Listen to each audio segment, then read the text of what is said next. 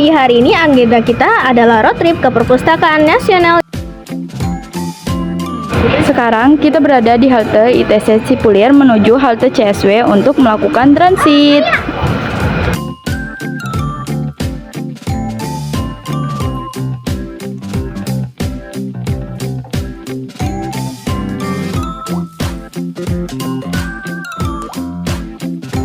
Nah, sekarang kita sedang berada di Bundaran HI menuju Perpustakaan Nasional.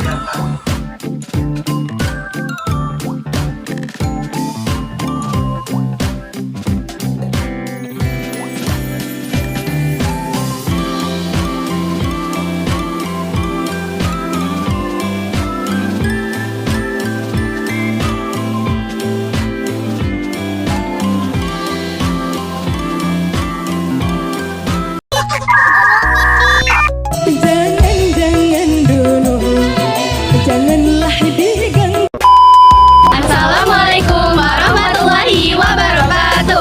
Halo semuanya. Sekarang kita sudah sampai di Perpustakaan Nasional. Sebelum berkeliling, perkenalan dulu yuk. Nama aku Aisyah Anggraini. Nama saya Nusyika Suryana. Nama saya Putri Ramadhani. Nama aku Laras. Nama aku Alianda Danashira. Ikutin kita terus yuk. Yuk. Sejarah Perpustakaan Nasional atau Perpusnas berawal dari pendirian Batavia Genootschap pada tahun 1778.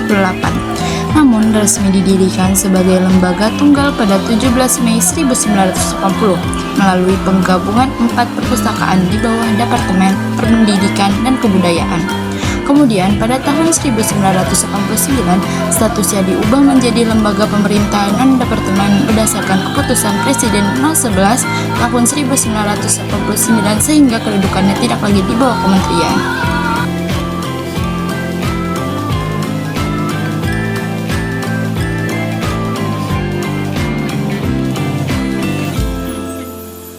Jadi di lantai 1 ini ada lobby hall dan display dan tempat penyimpanan tas. Jadi kita sebelum menelusuri lantai selanjutnya, kita harus menaruh barang-barang kita ke tempat yang sudah disediakan oleh Perpustakaan Nasional. Presiden Republik Indonesia yang pertama adalah Soekarno. Soekarno menjabat pada masa bakti 1945 sampai 1967. Soekarno biasa dipanggil Bung Karno, lahir di Surabaya, Jawa Timur, 6 Juni 1901. Beliau dikenal sebagai Bapak Proklamator bersama Bung Hatta atas nama bangsa Indonesia memproklamasikan kemerdekaan Indonesia pada 17 Agustus 1945. Bung Karno memiliki peran besar sebagai penggagas Pancasila sebagai dasar negara Indonesia. Presiden Republik Indonesia yang kedua adalah Soeharto, masa bakti 1969 sampai 1998. Soeharto lahir di Kemusuk, Jakarta pada 8 Juni 1921. Beliau dikenal sebagai Bapak Pembangunan karena perancangan program pembangunan dengan realita atau rencana pembangunan 5 tahun serta keberhasilan di bidang pangan dan bidang KB atau keluarga berencana.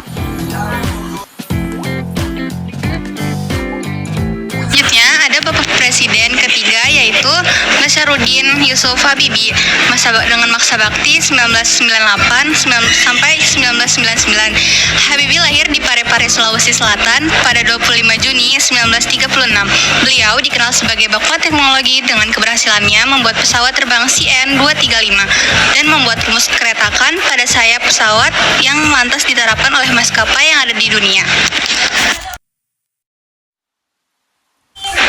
Selanjutnya, presiden keempat kita ada Abdurrahman Wahid yang dikenal dengan Gus Dur. Masa bakti 1999 sampai 2001, beliau lahir tanggal 4 Agustus 1940 di desa Denanyar, Jombang, Jawa Timur. Beliau dikenal sebagai Bapak Pluralisme dan hak-hak kaum minoritas keberagaman. Selanjutnya di presiden kelima ada Megawati Soekarno Putri. Megawati Soekarno Putri menjabat dengan masa bakti tahun 2001 sampai 2004. Beliau lahir di Yogyakarta tanggal 23 Januari 1947. Beliau merupakan sebagai presiden perempuan pertama di Indonesia.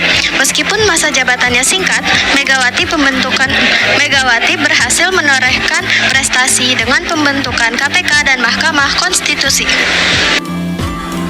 Selanjutnya, Presiden Republik Indonesia ke-6 yaitu adalah Susilo Bambang Yudhoyono.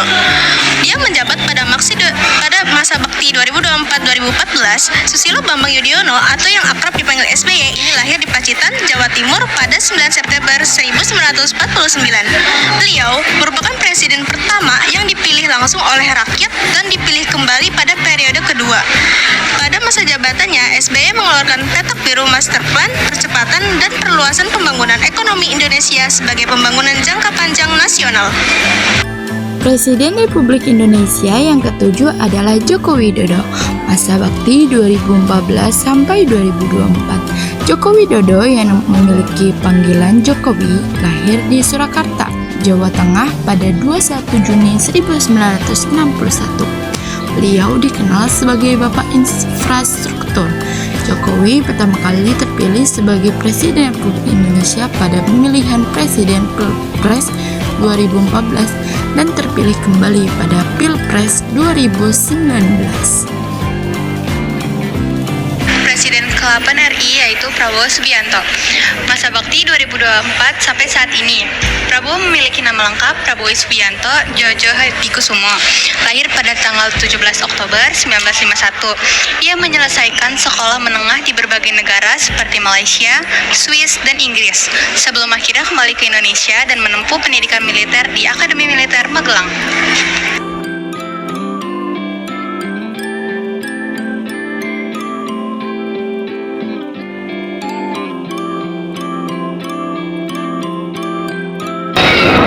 Di lantai 2 ini ada yang namanya penelusuran informasi. Di sini kalian bisa menanyakan kepada pegawai koleksi buku yang kalian ingin.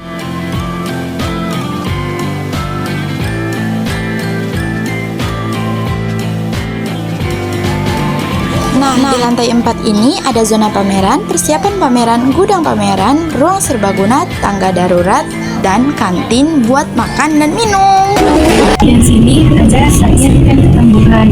Sistem penulisannya penulisan kanan ke kiri, bahasanya bahasa Melayu, aksaranya aksara Jawa, medianya media kertas Eropa. Jumlah halamannya ada 116 halaman. Sayap ketambuhan itu terdiri dari 1065 bait. Berisi kisah percintaan antara Raden Inu Pati dan Ken Ketambuhan. Contohnya ada aksara Jawi, Melayu, dan variannya, aksara Serang, Bugis, Makassar, aksara Arab Wolio, Buton, dan aksara Pegon, Jawa, Sunda, dan Madura. Di sini ada negara Kertagama. Negara Kertagama adalah wilayah Bali, bahasa Jawa kuno, aksara Bali, media lontar. Naskah ini ditulis dalam bahasa Jawa kuno dengan aksara Bali di atas daun lontar. Teks tidak hanya berisi pemujaan kepada raja dan keluarganya, tetapi juga mencatat struktur pemerintahan, wilayah kekuasaan Majapahit yang luas, upacara keagamaan, serta perjalanan sang raja ke berbagai tempat suci dan wilayah kebawahan. Jenis palindrom, bahasa Jawa kuno, aksara Bali, medianya lontar, jumlah halamannya 40 lembar.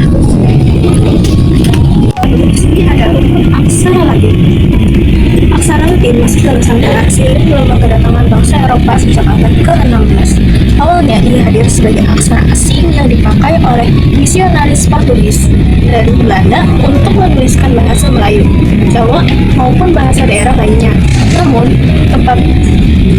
lambat laun, aksara ini menjadi medium utama yang mengubah wajah literasi kepulauan.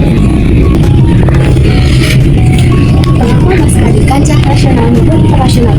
Sejak tahun 2008 hingga 2024, naskah-naskah di negara kita sudah banyak diambil di kancah nasional maupun internasional. The Memory of the World Committee for Asia and the Pacific, MOCAP.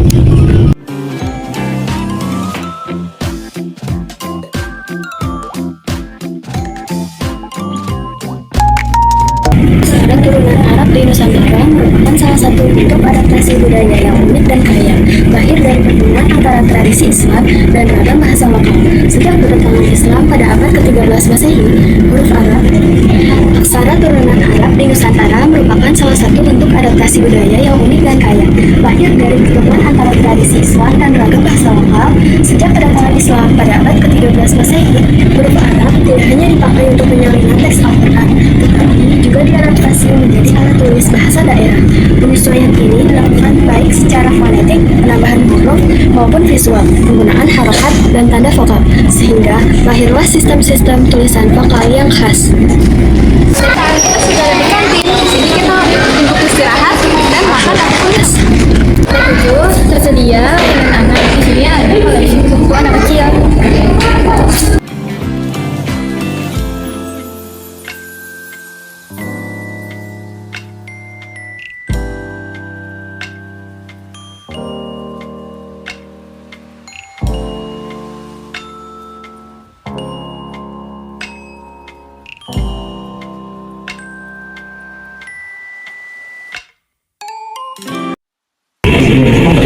Di lantai 9 pada Pustaka Nasional ini terdapat kaligrafi Nusantara.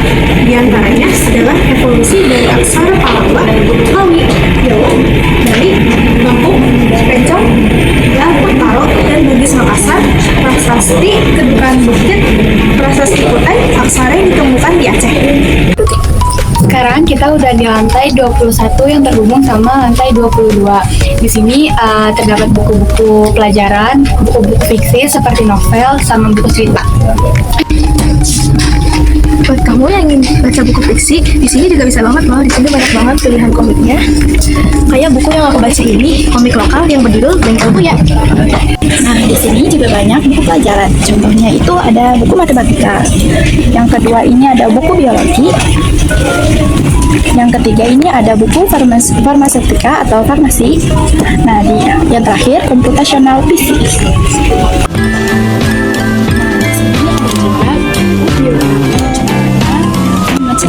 Dan nah, di sini ada buku fiksi khusus koleksi Terelie. Ini buku fiksi yang cukup populer di sekarang. Contohnya ini Bintang. Ini dia termasuk genre fantasi. Nah, di lantai 21 ini ada banyak buku-buku agama. Contohnya ini ada tasawuf. Yang kedua ada Al-Hikam Al-Islamiyah.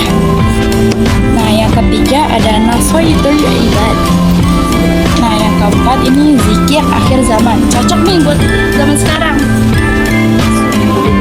Nah, di sini ada banyak contoh buku sejarah. Contohnya itu Asia Timur. Yang kedua itu sejarah modern awal Asia Tenggara. Yang ketiga itu pertempuran Surabaya tahun 1945. Yang keempat itu History of the Arabs. Nah, yang terakhir ada juga buku psikologi.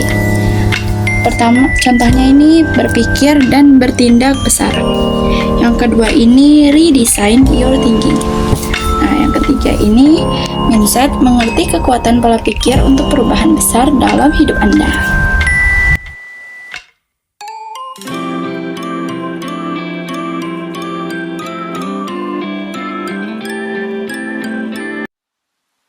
Sekarang kita berada di lantai 24. Di sini tempatnya layanan budaya Nusantara dan eksekutif lounge. Mau lihat-lihat? Ayo.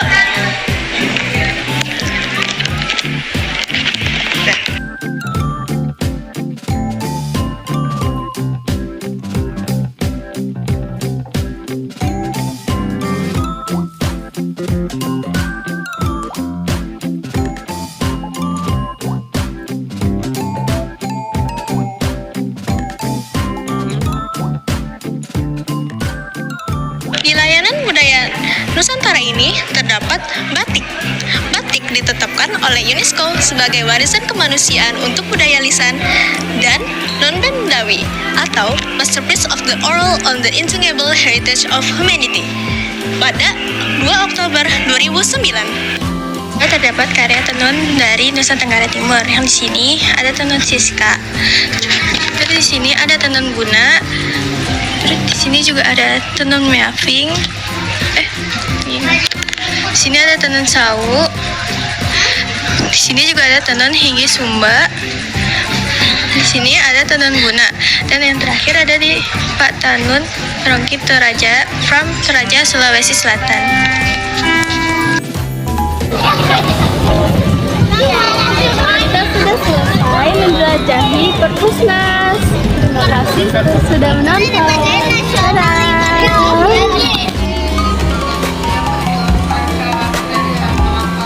Kita sudah sampai habis kulit. Terima kasih. Wassalamualaikum warahmatullahi wabarakatuh.